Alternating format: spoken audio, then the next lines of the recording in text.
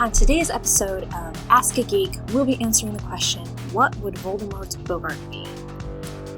Now, from the movies and from the books, we know that a Boggart takes the form of what we fear most. For an example, Lupin's Boggart takes the form of the full moon because he's a werewolf and he doesn't want to lose control, and he also doesn't want people to find out.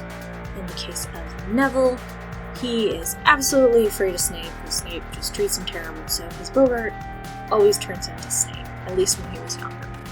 And then for Ron, his Boggart was a spider.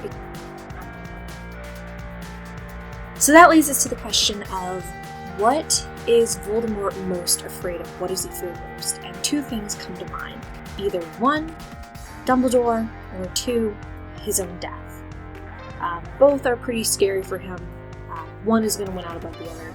So first, let's explore Dumbledore. Dumbledore is the one that found Tom Riddle or Voldemort at a young age and brought him into Hogwarts. When Tom Riddle got to Hogwarts, he charmed and suckered everyone in, and everyone was just in amazement of his powers. And he could kind of pull the wool over everyone's eyes but Dumbledore. Dumbledore always knew there's something not right with this guy. And even when Tom got older and wanted a position at Hogwarts, Dumbledore was like, nope, because he knew. Put on top of that Dumbledore is one of the most powerful wizards of his time, and the only one that can stand toe-to-toe with Voldemort and, kind of defend him off. That had to be very terrifying for him. One of the most powerful wizards of all time was the only person that he couldn't kind of charm and bring in as a kid and a teenager.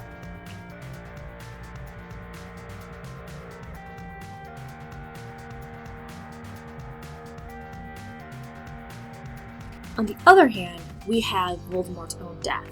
We know that he was willing to fragment his own soul and put the pieces in different objects called Horcruxes in order to make it harder to kill him and hopefully make him immortal.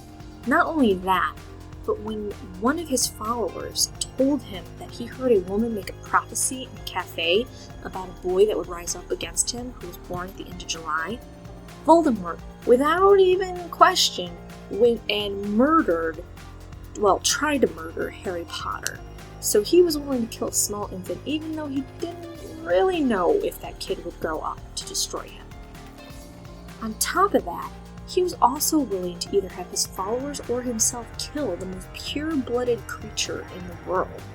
He was willing to sacrifice a unicorn to not only help bring himself back, elongate his followers' life for holding him,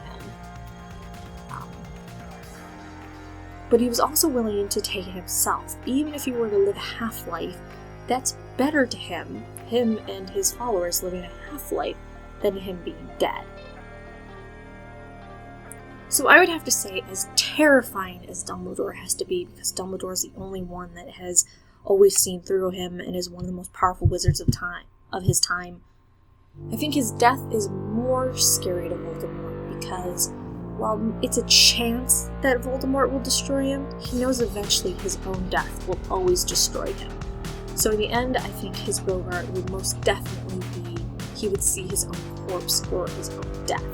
Now, if you're on Tumblr and the internet, they kind of have a different idea of who it would be.